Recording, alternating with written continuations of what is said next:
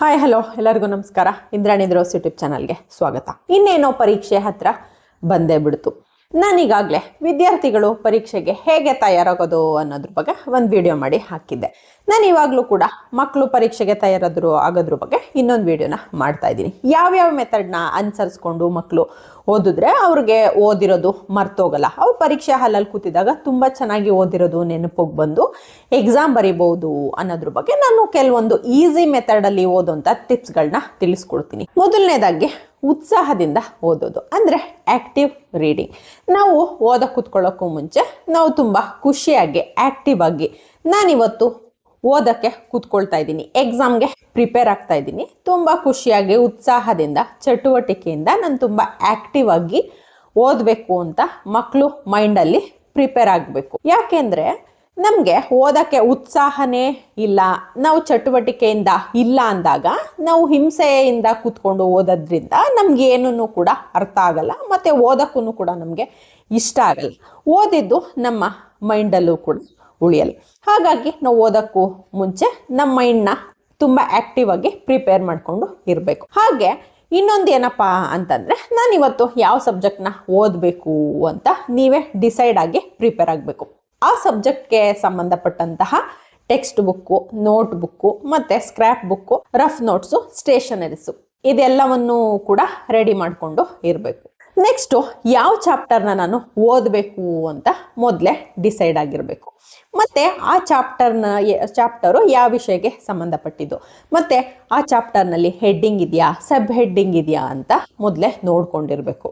ಮತ್ತು ಆ ಚಾಪ್ಟರ್ನ ಹೆಡ್ಡಿಂಗ್ ಏನು, ಆ ಹೆಡ್ಡಿಂಗು ಯಾವ ವಿಷಯಕ್ಕೆ ಸಂಬಂಧಪಟ್ಟಿದ್ದು, ನಾನು ಈ ವಿಷಯನ ಮೊದಲೇ ಎಲ್ಲಾದರೂ ನೋಡಿದ್ದೀನ, ಕೇಳಿದ್ದೀನ, ಮತ್ತೆ ಓದಿ ತಿಳ್ಕೊಂಡಿದ್ದೀನ ಅಂತ ನೆನಪು ಮಾಡ್ಕೊಳ್ಬೇಕು. ಹೀಗೆ ಮೊದಲೇ ನೀವು ಈ ಚಾಪ್ಟರ್ನ ಎಲ್ಲಾದರೂ ಓದಿದ್ರೆ, ನೋಡಿದ್ರೆ, ಕೇಳಿ ತಿಳ್ಕೊಂಡಿದ್ದೀನ ಅಂತ ಜ್ಞಾಪಕ ಮಾಡ್ಕೊಂಡಿದ್ರೆ ನೀವು ಇನ್ನೂ ಈಸಿಯಾಗಿ ಓದ್ಬೋದು, ಮತ್ತು ಚಾಪ್ಟರ್ ನಿಮಗೆ ತುಂಬ ಬೇಗ ಅರ್ಥ ಆಗುತ್ತೆ. ಹಾಗೆ ಈ ಚಾಪ್ಟರ್ನಲ್ಲಿ ಸಬ್ ಹೆಡ್ಡಿಂಗ್ ಇದೆಯಾ ಅಂತ ನೋಡ್ಕೊಳ್ಳಿ, ಮತ್ತು ಪಾಠದ ಕೊನೆಯಲ್ಲಿ ಸಾರಾಂಶ ಅಂದರೆ ಸಮ್ಮರೀಸ್ ಇದೆಯಾ ಅಂತ ನೋಡಿಕೊಂಡ್ರೆ ನೀವು ಹೆಡ್ಡಿಂಗು ಮತ್ತು ಸಬ್ ಹೆಡ್ಡಿಂಗು ಎಲ್ಲವನ್ನು ಓದ್ಕೊಂಡು ಆದಮೇಲೆ ಕೊನೆಯಲ್ಲಿ ಸಾರಾಂಶನೂ ಕೂಡ ಬರಿಬೇಕಾಗುತ್ತೆ. ನೆಕ್ಸ್ಟು ಸಬ್ ಹೆಡ್ಡಿಂಗ್ಗಳನ್ನ ಮಾತ್ರ ಓದಿ ಅದನ್ನು ಒಂದು ಸ್ಕ್ರ್ಯಾಪ್ ಬುಕ್ಕು ಅಥವಾ ರಫ್ ನೋಟ್ನಲ್ಲಿ ಓದಿದ ಅಷ್ಟು ಸಬ್ ಹೆಡ್ಡಿಂಗ್ಗಳನ್ನ ನೋಡ್ಕೊಳ್ದೆ ಬರ್ಕೊಳ್ಬೇಕು. ನೆಕ್ಸ್ಟು ಆ ಪಾಠದ ಸಾರಾಂಶ ಏನು ಅದನ್ನೂ ಕೂಡ ನೋಡ್ಕೊಳ್ದೆ ರಫ್ ನೋಟು ಅಥವಾ ಸ್ಕ್ರ್ಯಾಪ್ ಬುಕ್ನಲ್ಲಿ ಬರ್ಕೊಳ್ಬೇಕು. ನೆಕ್ಸ್ಟ್ ಮೆಥಡು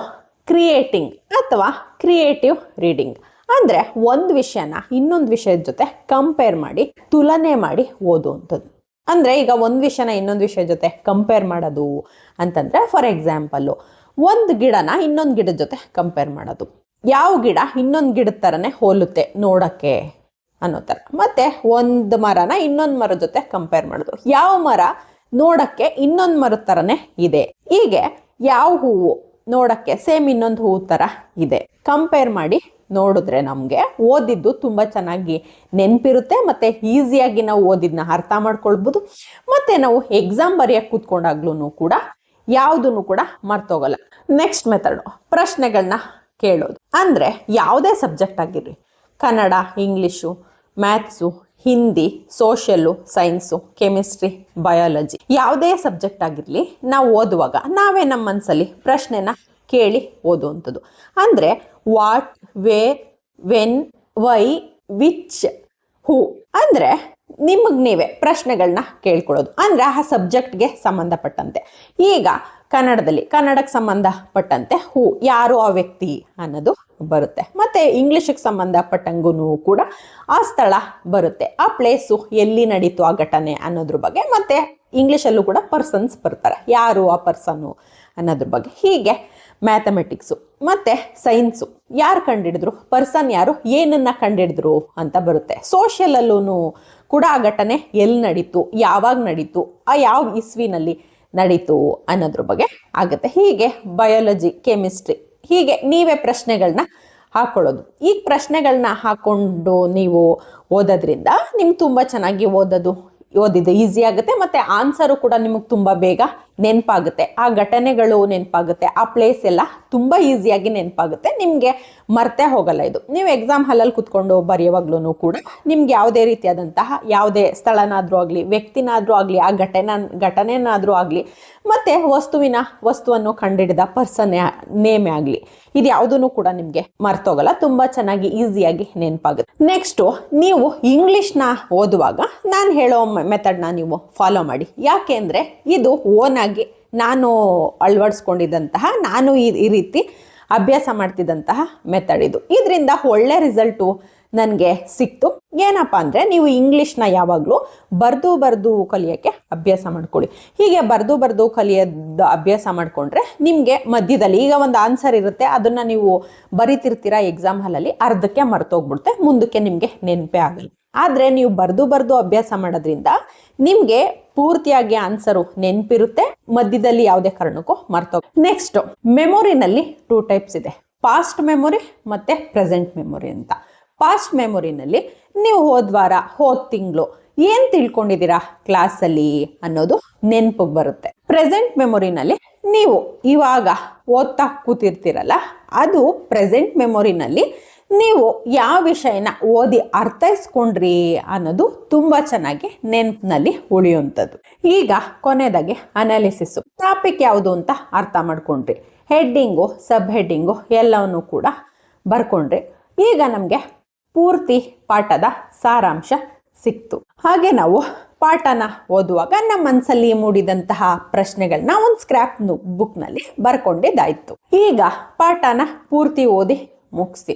ನೆಕ್ಸ್ಟು ಒಂದು ರಫ್ ನೋಟ್ ತಗೊಳ್ಳಿ.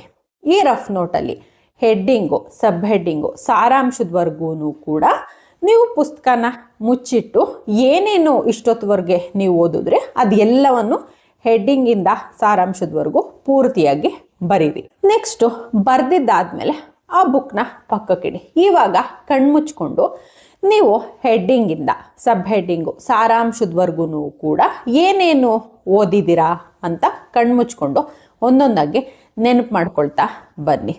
ಇವಾಗ ಬುಕ್ನ ಓಪನ್ ಮಾಡಿ. ನೀವು ನೆನಪು ಮಾಡ್ಕೊಳ್ಳುವಾಗ ಯಾವ ಒಂದು ಪಾಯಿಂಟ್ಸು ಮರ್ತೋಯ್ತು, ನಿಮ್ಗೆ ಯಾಕೆ ಅದು ಜ್ಞಾಪಕ ಆಗಲಿಲ್ಲ ಅಂತ ಒಂದು ಸ್ಕ್ರ್ಯಾಪ್ ಬುಕ್ನಲ್ಲಿ ಬರ್ಕೊಳ್ಳಿ. ನೀವು ಕಣ್ಮುಚ್ಚಿ ನೆನಪು ಮಾಡ್ಕೊಳ್ಳುವಾಗ ಯಾವ ಪಾಯಿಂಟ್ಸು ಯಾವ ಪ್ಯಾರಾಗ್ರಾಫು ಮಿಸ್ ಆಗಿತ್ತು ಅದನ್ನು ಮತ್ತೆ ಇನ್ನೊಂದ್ಸಲ ನೀಟಾಗಿ ಅಭ್ಯಾಸ ಮಾಡ್ಕೊಳ್ಳಿ.